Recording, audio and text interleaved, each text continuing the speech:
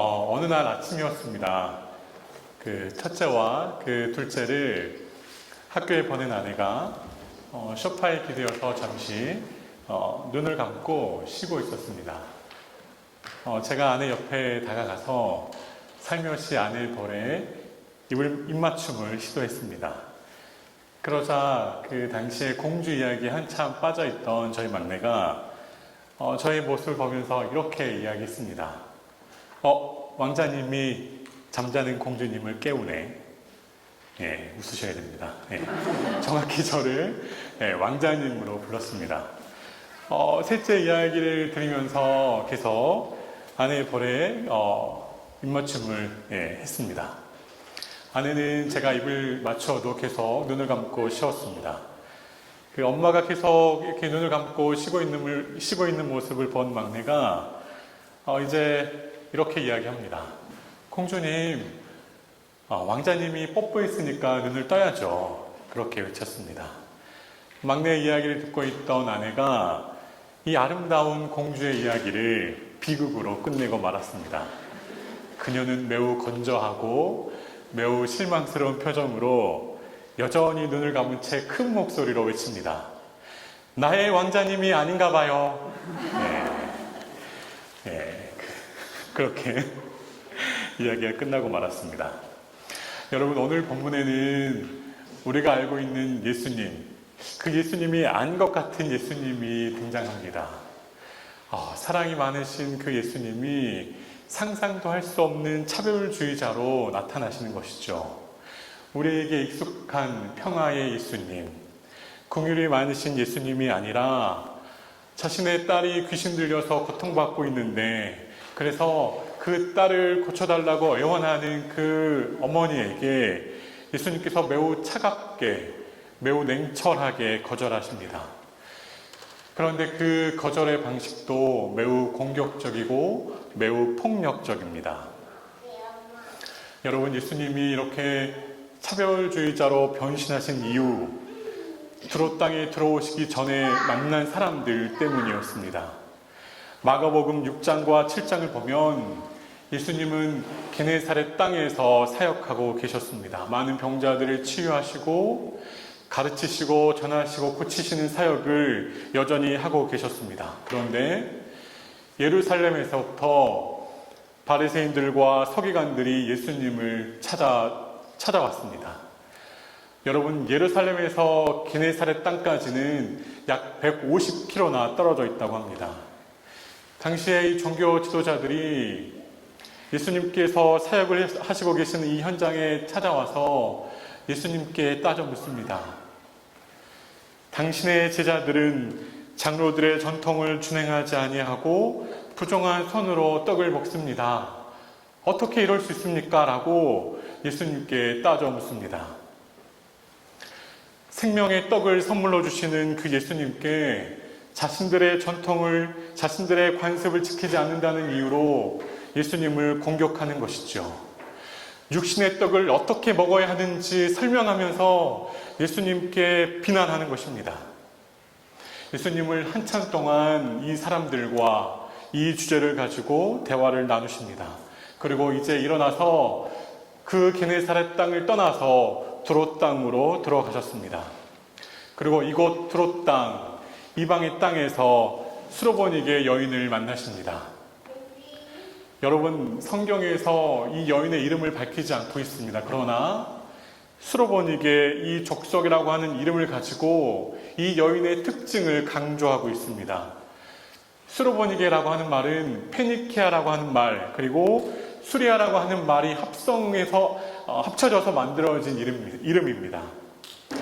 수리아 지방에 사는 페니키아 족속입니다. 그런데 성경은 또 이 여성이 헬라 사람이다 라고 이야기합니다. 본문은 우리에게 헬라 사람, 수리아 사람, 페니키아 사람이라고 하는 이 세 개의 지명을 통해서 강조해서 말하고 싶은 것이 있는 것이죠. 이 여성은 뼛속 깊은 이방인이라는 사실입니다. 이 사람은 철저히 이방인이어서 하나님을 전혀 알 수 없는 사람이다라는 사실을 이 세계의 이방 지역의 이름을 그렇게 사용하면서 우리에게 말하고 있는 것이죠. 그러므로 당연히 이 수르보니게 족속의 이 이방의 여인에게서는 하나님의 신앙을, 하나님을 향한 믿음을 전혀 기대할 수 없는 사람이다라는 사실 우리에게 말하고 있습니다. 그런데 놀랍게도 이방의 우상과 친밀할 법한 이 여인에게서 굉장한 믿음이 나타납니다. 하나님을 알지 못하는 땅, 하나님을 배울 수 없는 그 시간을 살아낸 이 여인에게서, 특별히 더러운 귀신이 역사하는 이 땅에서 이 여인은 예수님을 주님으로 부르고 있습니다. 같은 사건을 기록한 마태는 이 여인이 예수님을 단순히 주님, 주님 그렇게 부르는 것이 아니라 주 다윗의 자손 예수 그리스도시여 라고 불렀다라고 기록합니다. 그러니까 이 예수가 자신들의 메시아, 구원자라고 알았다는 사실을 기록하고 있는 것이죠. 반면에 그토록 오랜 시간 자신들의 구원자 메시아를 기다렸던 이 이스라엘의 지도자들은 그 먼 길을 찾아와서 눈앞에 서 계신 그 예수님을 향해서 시비를 걸 뿐이었습니다. 의외의 장소에서 신실한 믿음을 마주한 예수님, 그 여인에게 예수님은 매우 당황스러운 말씀을, 매우 당황스러운 반응을 보이고 계시는 것입니다. 자녀로 먼저 배불리 먹게 할지니 자녀의 떡을 취하여 개들에게 던짐이 마땅하지 아니하다. 아무리 예수님이라도 어떻게 이렇게 이야기하시는지 도무지 이해가 되지 않습니다. 이 당황스러운, 어색한, 자신이 평상시에 들어 알고 있었던 예수님과 전혀 다른 무서운 예수님의 목소리 들었던 이 여인 다시 예수님께 이야기합니다. 주여, 얼소이다마는 상아래 개들도 아이들이 먹던 부스러기를 먹나이다. 예수님 앞에서 이 여인은 자신의 무능력과 비천함과 무익함을 그대로 인정하고 있습니다. 주님, 맞습니다. 저는 개와 같은 존재입니다. 그래서 감히 자녀들에게 줄 온전한 식사를 욕심내지 않습니다. 하지만 개도 주인의 상에서 떨어지는 부스러기는 얻어먹고 살지 않습니까? 저에게 그 부스러기 같은 은혜, 그 부스러기 같은 당신의 사랑을 주십시오 라고 말하는 것이죠. 그러자 예수님의 입에서 드디어 허락의 말이 떨어집니다. 많은 설교자들이, 또 많은 분들이 이 본문을 예수님께서 여자의 믿음을 시험하는 내용으로 이해합니다. 하지만 저는 그렇게 생각하지 않습니다. 예수님은 우리의 이 마음에 어떠한 생각으로 가득 차 있는지 잘 아시는 분입니다. 우리의 믿음을 시험해서 아시는 분이 아니라는 것이죠. 시험하지 않아도, 그렇게 테스트하지 않아도 우리의 마음의 상태가 어떠한지, 우리의 믿음의 수준이 어떠한지 잘 아시는 분입니다. 사실 예수님은 이 신실한 믿음을 가진 여인이 이 두로 지방에 살고 계신다는 사실을 이미 알고 계셨습니다. 예수님은 이 여인을 만나서 그녀의 믿음을 온 세상에 드러내고 싶은 마음에 일부러 두로 지역으로 찾아가신 것이죠. 당시 유대인이 이스라엘 사람들이 개처럼 여겼던 이방인, 특별히 당시에 한 사람의 인격체로 존중받지 못했던 이 여인의 믿음을 통해서 이스라엘의 불신을, 특별히 이 종교 지도자들의 잘못된 신앙을 꾸짖고 싶으셨습니다. 당시 이스라엘의 종교 지도자들은 정말로 생명의 떡이신 예수님께 관심이 없었습니다. 오직 율법과 그 형식의 문제에 관심이 있었을 뿐입니다. 예수님은 율법의 환상에 빠져 있어서 영혼이 죽어가는 그들을 향해서 날카롭게 비난하시고 바른 믿음을 소개해주고 싶으셔서 이 여인을 만나셨고 잠깐 차별주의자가 되신 것입니다. 여러분, 이 이방인 여성에게는 정말로 신실한 믿음이 있었습니다. 이스라엘의 종교 지도자들에게 말씀에 능통하고 말씀을 살아낸 그들에게 없었던 바른 믿음이 있었습니다. 왜 이스라엘 사람들에게 없는 이 바른 믿음이 이 이방 여인에게 있었을까요? 제가 신학을 시작하고 신학 공부를 시작하고 지금까지 약 10여 년 기간 동안 전도사 또 부목사의 시간을 가졌던 것 같습니다. 제가 그렇게 약 10여 년 기간 동안 목회 활동을 하면서 종종 놀라게 되는 것도 이 지점의 내용과 비슷한 것입니다. 사실 이 스로보니게 족속의 여인과 같은 믿음이 목회자나 장로님들, 권사님들에게서 그렇게 나타나는 것이 많은 것 같습니다. 그런데 심심찮게 목회 활동을 하면서 의외로 이분에게 과연 어떠한 믿음을 기대할 수 있을까? 저런 분이 어떻게 이 상황을 극복할 수 있을까? 그렇게 생각되어지는 분들에게서 굉장한 믿음의 반응을 종종 보게 됩니다. 제가 캐나다에 오기 전에 사역했던 교회에서 있었던 일을 좀 나누고 싶습니다. 어느 날 저녁에 제가 사역하던 교회에 어느 여성분이 찾아오셨습니다. 이 여성분은 교회 건너편에 있는 건물에서 24시간 편의점을 하시는 분이셨습니다. 이 사장님은 이전에는 교회를 다니셨지만 그 편의점 일을 시작하시면서는 바쁜 가게일 때문에 교회를 다니지 못하시는 분이셨습니다. 그런데 그날 그 사장님께서 너무 머리가 아프셨다고 해요. 그래서 약을 먹었는데도 두통이 떠나지 않고 계속해서 아프셔가지고 혹시 교회를 찾아가서 목사님께 기도를 받으면 낫지 않을까, 그런 마음으로 문을 닫고 교회로 찾아오셨다는 것입니다. 이 사장님의 상황을 설명해 준 간사님은 저에게 그 여성분, 그 사장님을 만나보기를 권면하셨습니다. 저는 그 이야기를 다 듣고 나서 이렇게 이야기했습니다. 여러분, 제가 뭐라고 했을 것 같아요? 네, 이렇게 믿음 없이 이렇게 이야기했습니다. 그냥 약 더 드시라고 하세요. 네. 혹시 약 있으면 약 좀 챙겨주셔가지고 약 드시고 이렇게 가서 쉬시면 좋겠다고 하시라고 그렇게 이야기했습니다. 그런데 저보다 신실했던 간사님은 그래도 교회까지 찾아와서 목사님께 기도를 받기 원하시는 분이신데 한번 만나보면 좋겠다, 그렇게 말씀하셨습니다. 그래서 그분과 만나는데 제가 이렇게 뵙고 나니까 제가 여러 차례 이미 뵌 적이 있는 분이셨습니다. 몇 마디 대화를 나누고 그렇게 기도하기 시작했습니다. 사실 그분이 가게 문을 닫고 제가 있었던 그 공간, 상가 건물 4층까지 올라오면서 그런 마음이 있으셨던 것 같아요. 안수 기도를 받아야지. 안수 기도를 받으면 낫겠지. 혹은 목사와 함께 기도하면 그동안 내가 교회 나가지 못해서 조금 하나님께 미안했는데 그나마 조금 봐주시지 않을까?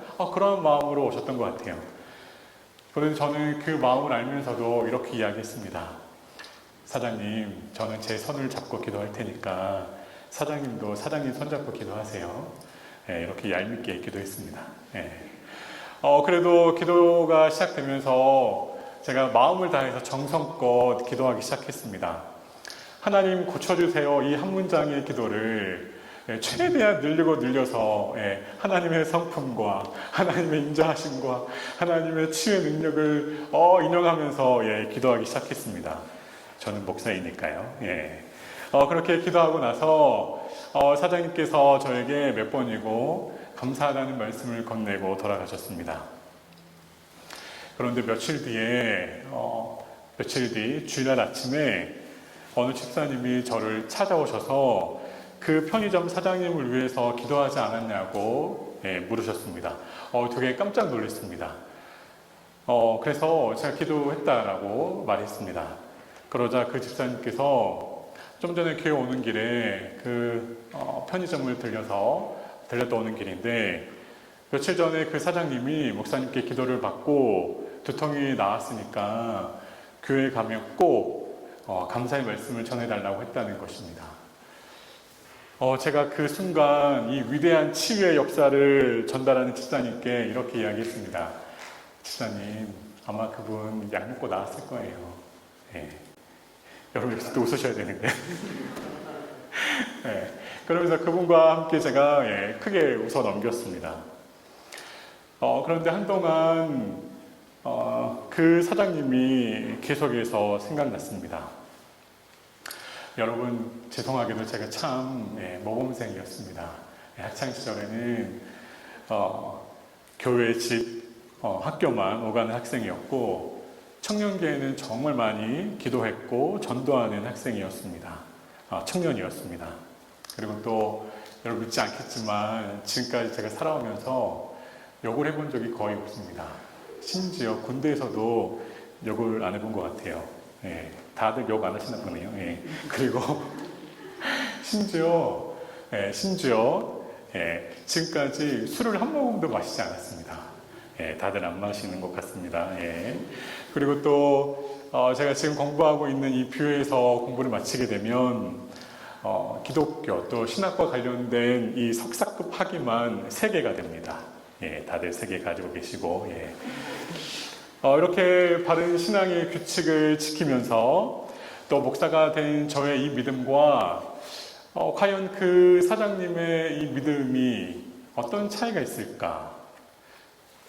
그렇게 바른 신앙의 범주 안에서 규칙대로 신앙생활을 하고 신학을 공부해왔던 저의 믿음이 과연 그 사장님의 믿음보다 낫다고 할 수 있을까? 과연 어떤 차이가 있는지 생각하게 된 것입니다. 일이 바빠서 교회에 나가지도 못하는 그 사장님과 매일 주일마다 말씀을 준비하고 성도들을 신방하는 저의 신앙의 차이가 별로 없어 보였습니다. 오히려 그분에게서 저에게 없는 순수한 믿음, 순수한 신앙이 발견되었습니다. 여러분, 정말로 신앙적인 뇌형은 중요하지 않습니다. 예수님 당시의 종교 지도자들은 전통적인 신앙의 예식과 의식을 대단히 중요하게 생각했습니다.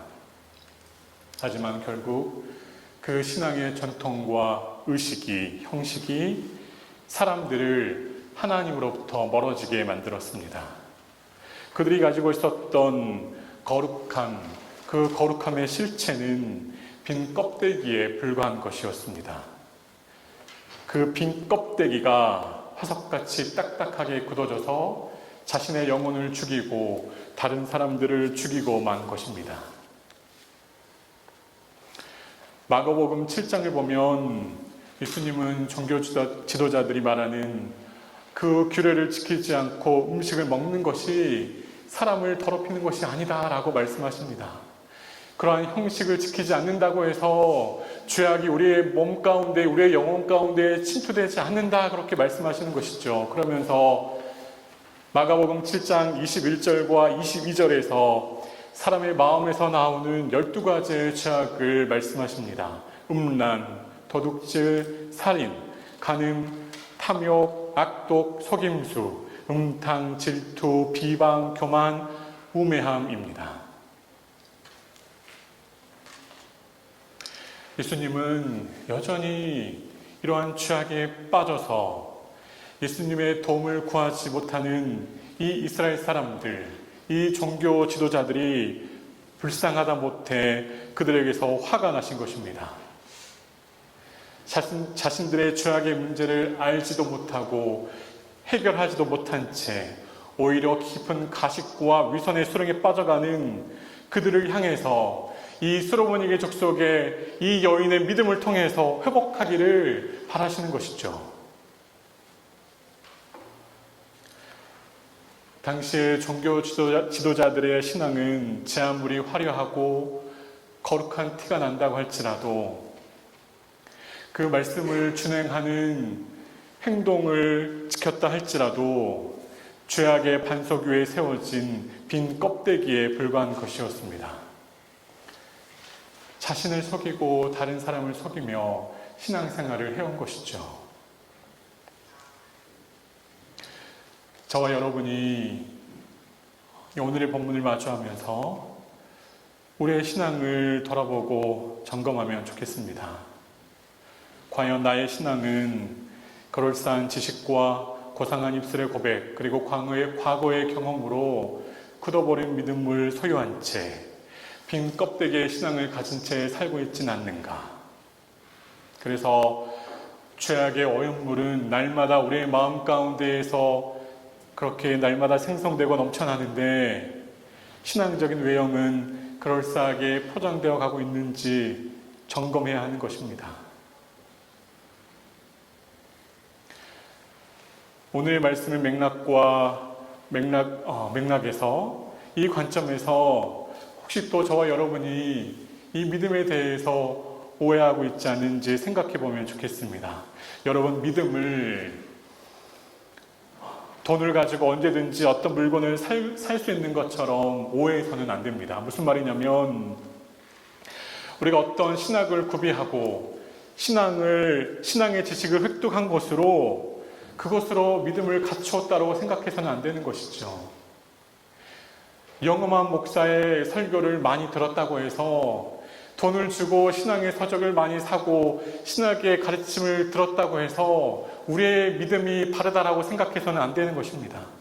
또한 한때 과거 신실하게 살아보려고 성경의 가르침을 나의 삶으로 적용해 보려고 노력했던 그 신앙의 과거의 몸부림을 나의 믿음으로 간주하고 계속해서 오래 먹고 살아서는 안 된다는 것이죠.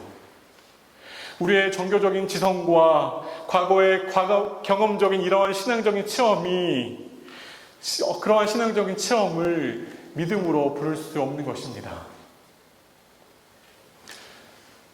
여러분, 믿음의 핵심은 예수 그리스도와 연결되어서 생명의 떡이신 그 예수 그리스도를 날마다 먹고 사는 것입니다. 만일 우리 중에 예수님을 믿은 지 너무 오래되셔서 이제 더 이상 새로운 것도 없고 복음에 대하여서 기대할 것도 없는 분들 계시다면, 그래서 너무 점잖고 기계적인 신앙이 연속되는 분이 있다면 내가 영적인 위기에 빠졌구나 생각하시면 될 것 같습니다. 또 만일 우리 중에 나는 이전에 기도도 많이 했고 전도도 많이 했고 성경도 많이 공부했고 가르쳤다. 그래서 이제 나는 이 기독교의 컨텐츠의 모든 것들을 경험해 본 사람이야. 이제 충분해 라고 생각하시면서 날마다 신앙생활을 하시는 분이 있다면 내가 하나님을 기만하고 있구나 그렇게 생각하시면 될 것 같습니다. 여러분, 정직하고 겸손하게 예수님을 잘 믿으셔야 합니다. 우리가 정직하고 겸손하게 예수님을 믿지 않으면 하나님은, 그리고 우리에게 생명으로 주어진 이 복음은 언제든지 행복해야만 하는, 나를 위해 존재하는 믿음, 행복해야만 하는 복음, 행복해야만 하는 나를 위해서 존재하는 예수 그리스도로 그렇게 전락하고 마는 것 여러분 꼭 기억하시기 바랍니다. 여러분, 그렇게 나를 위해서 존재하는 그 믿음은 믿음이 아닌 것이죠. 나의 건강과 나의 안위와 우리의 가정의 행복을 위해서 존재하는 믿음은 거짓된 믿음입니다. 여러분, 내가 나의 인생을 살아가면서도 그리스도께서 나의 인생을 살아가시도록 바른 믿음으로 예수 그리스도를 믿어야 합니다. 절대로 복음의 능력과 영광을 자신의 의로움과 종교적인 만족감을 위해서 사용하지 말아야 합니다. 오늘날 저와 여러분은 팬데믹 시대를 살아가고 있습니다. 정말로 내일을 알 수 없는 혼란과 혼돈의 시기를 살아가고 있는 것이죠. 그래서 많은 사람들은 이 위기의 순간을 극복하기 위해서 나름의 방법과 지혜를 가지고 그렇게 노력합니다. 다양한 이 방면에서의 이 전문가들은 자신의 입장에서 이 포스트 코로나 시대를 어떻게 또 살아내야 하는지 이야기를 쏟아내고 있습니다. 많은 분들이 그렇게 이야기하는 것 같습니다. 정치, 경제, 사회, 또 교육, 모든 이 영역이 이제 코로나 전과 후로 나눌 것이다. 저는 목회자로서 그런 이야기들에 대해서 어떻게 평가하거나 판단할 능력이 없습니다. 그러나 목회자로서 여러분들에게 권면하고 여러분들에게 도전하고 싶은 것 하나 있습니다. 여러분, 이 팬데믹 시기에 저와 여러분이 놓치지 말아야 하는 것은 하나님을 잘 배우는 것입니다. 여러분, 이 팬데믹 시기에 하나님을 제대로 배우기에 너무나 적합한 환경이 우리에게 주어진 것 같습니다. 그런데 하나님을 잘 배우지 못하면 하나님으로부터 굉장히 멀어질 수 있는 시기가 이 팬데믹 기간인 것 여러분 기억하시면 좋겠습니다. 혼란과 혼돈에 빠진 많은 사람들이 하나님께 기도합니다. 또 혼란과 혼돈에 빠진 사람들이 예수님을 믿는 당신들이 우리가 어떻게 하는지 그렇게 눈여겨봅니다. 그런데 오히려 예수 믿는 사람들, 믿음을 가지고 있다는 사람들이 더 비상식적이고 더 기발한 방법으로 예수님 믿지 않는 사람들보다 더 큰 실망감을 안겨다 주고 있습니다.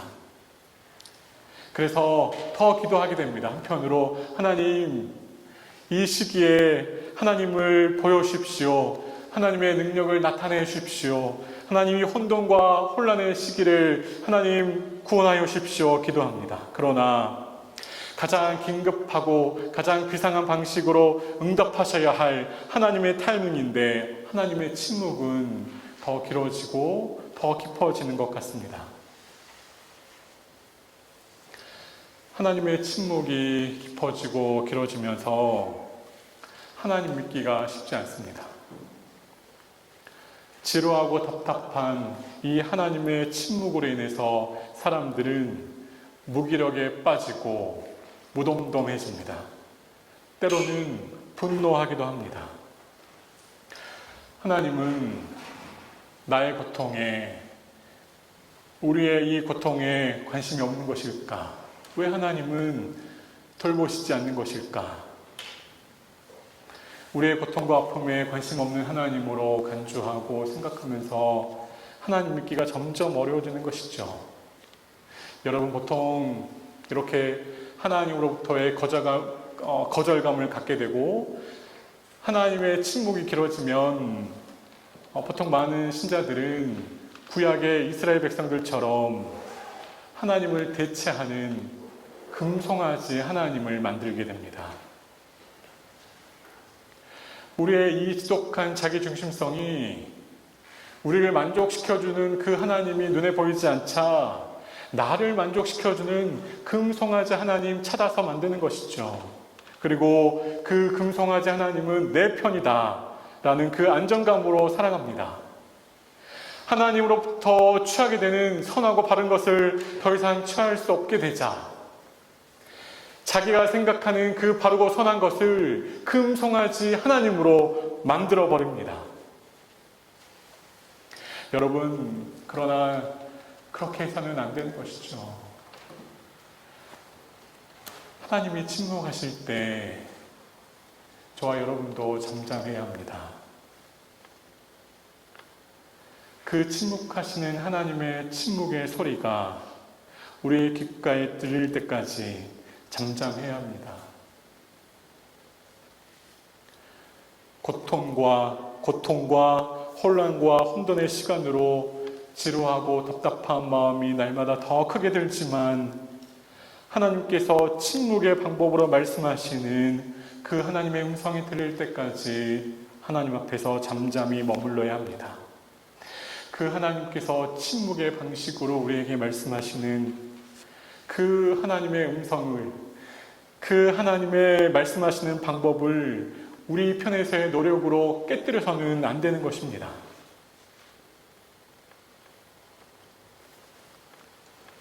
여러분, 우리가 만들어낸 그 금송아지 하나님은 반드시 우리를 사망으로 인도하고 맙니다. 여러분, 그렇게 하나님 앞에서 더 이상 응답을 기대할 수 없고 하나님이 살아계신 것 같지 않은 그 무기력감과 분노와 공포와 두려움 앞에서 단지 오늘의 본문의 여인처럼 그렇게 나아가야 합니다. 주님, 저를 불쌍히 여겨주십시오.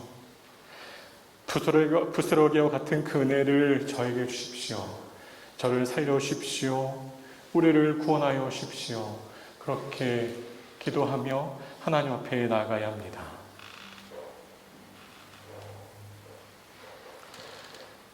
사랑하는 여러분, 저와 여러분은 계속해서 죄와 싸우며 살아갈 것입니다. 그리고 놀랍게도 거짓된 은혜와 거짓된 복음이 저와 여러분을 향해서 계속해서 속이려 될 것입니다. 고난의 여정이 계속되는 것이죠. 그럼에도 이 모든 여정을 하나님을 배우고 사랑하는 과정으로 인내하시면서 그리스도께 소망을 주는 방식으로 우리의 일상을 해석하고 살아내는 저와 여러분이 되시기를 바랍니다.